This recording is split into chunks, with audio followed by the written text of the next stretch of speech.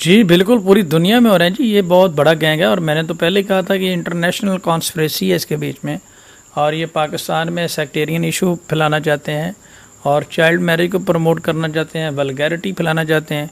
और कल हमें भी एफआईए ने तलब किया हुआ है, कल हम एफआईए में भी इनके अगेंस्ट कंप्लेंट जो हमने फ़ाइल की थी उसमें इनको तलब किया हुआ है, तो उसमें भी हम इनको एक अच्छा सरप्राइज़ देंगे। तो यही बता रहा था कि बेसिकली इस गैंग का हिस्सा कुछ लोग बाहर मौजूद थे जिन्होंने लोगों को इंस्टिगेट किया डॉक्टर शुजात के अगेंस्ट, जो कि बड़े प्रोफेशनल और बड़े ह्यूमैनिटेरियन पे इशू पे बात करने वाले इंसान है। और उनकी जो काविशें और कोशिशें हैं इस केस में उनको झुटलाया नहीं जा सकता।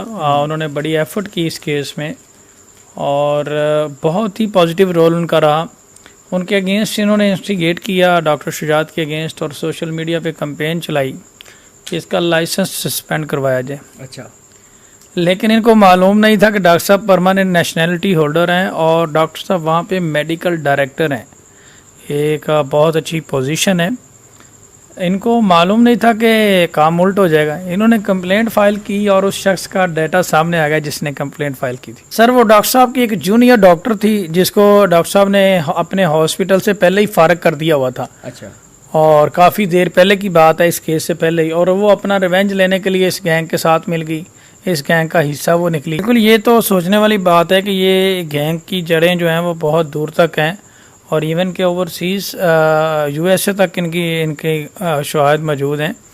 हाँ, लेकिन अच्छी बात यह है कि हॉस्पिटल ने उनके अगेंस्ट एक्शन लेने का फ़ैसला कर लिया और अब वो डॉक्टर साहब से माफ़ियाँ और सेफ़ एग्ज़िट ढूंढ रहे हैं जो इनको नहीं मिलेगी।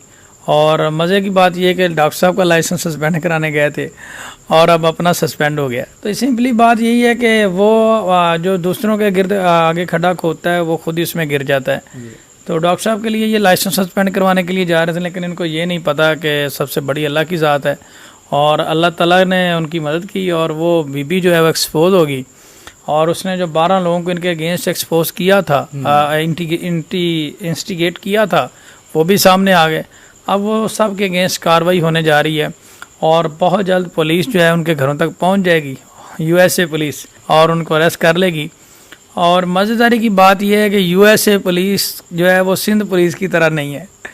वहाँ पे सईद गैंग का रुपया बटोरा नहीं चलना, वहाँ पे स्ट्रिक्ट एक्शन होना है। तो अब ये तो इसके कोई शवाहद हमारे पास नहीं है, लेकिन बज़ाहिर ये है पैसे दे के बिठाया गया हो या जो भी है, लेकिन इनका लिंक ज़रूर है इस गैंग के साथ। जी, लाहौर के अंदर उन्होंने जो दावा दायर किया हुआ था कि बच्ची के निकाह के हवाले से, उसमें हमने एप्लीकेशन दी थी जो हमारी टीम से थोड़ा बहुत मिसमैनेज भी हुआ, लेकिन बाद में हमने उसको ओवरकम कर लिया और हमने उसकी मेंटेनेबिलिटी पे ऊपर बात की है और कहा है कि इस दावे को खारिज किया जाए। अच्छा, तो जज साहब ने 3 बजे तक बड़े लंबे तवील आर्गूमेंट सुने हैं और कोर्ट टाइम ख़त्म हो गया था, इतने लंबे आर्गूमेंट चले हैं दोनों पार्टीज़ की तरफ से। जी, बिल आखिरकार जज साहब ने कहा कि जी इसका फ़ैसला सुबह करेंगे, तो कल इंशाल्लाह इसके ऊपर प्रॉपर कोई डिसीजन होगा। देखिए, मैं कानूनी तौर पे पूरा तैयार हूँ। अच्छा। और 3 साल से 7 साल तक सज़ा इनको हो सकती है। डेफिनेटली जी, हमने तो जो कानूनी तौर पे बनता है वही करना है ना। और इसमें क्योंकि बड़ा इन्होंने डिफेम किया सोशल मीडिया पे और हम कानूनी लोग हैं, हमने कानूनी रास्ता अपनाया।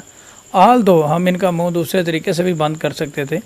शुक्र अल्हम्दुलिल्लाह, मैंने कई दफ़ा बताया कि मैं एक देहाती बैकग्राउंड से तल्लुक़ रखता हूँ, तो मैं कोई इतना कमज़ोर आदमी नहीं हूँ कि ऐसी कोई बात हो। लेकिन शुक्र अल्हम्दुलिल्लाह हम इनको लीगली जवाब देंगे और ऐसा जवाब देंगे कि ये याद रखेंगे। ये तकरीबन कल मेरी एप्लीकेशन के हवाले से तो वो मोहतरमा ही हैं जिनका मुझे पता है। अच्छा, तो वैसे डिफरेंट एप्लीकेशन में 8 लोगों को बुलाया था, ये जो 8, लेकिन चलें ये हेड ऑफिस है, ये मैनेजर है उन सब का। जी, तो मैनेजर को सज़ा होगी तो बाकी ब्रांचेस खुद ही बंद हो जाएंगी।